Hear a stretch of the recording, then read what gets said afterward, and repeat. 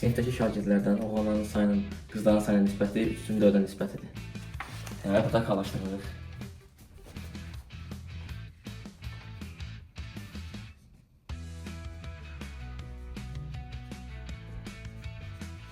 Sonra deyir ki, sinifə 2 oğlan və 4 qız gəldikdən sonra sinifdən bir şagird nümayəndəsi seçilir.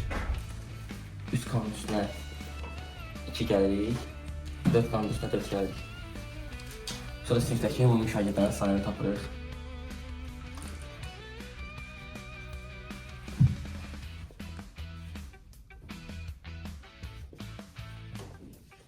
Və ümumi şagirdlərimizin sayıdır.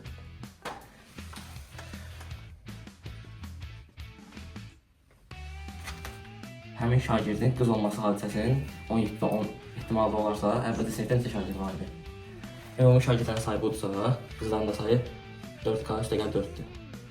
7 kanun üstünə 6 gəl 4K üstə gəl 4-ün nisbəti bərabər olacaq 17-də 10-a.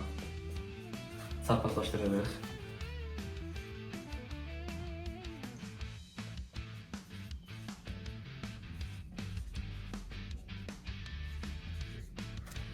K-ları bir tərəfə, ədədləri bir tərəfə keçiririk.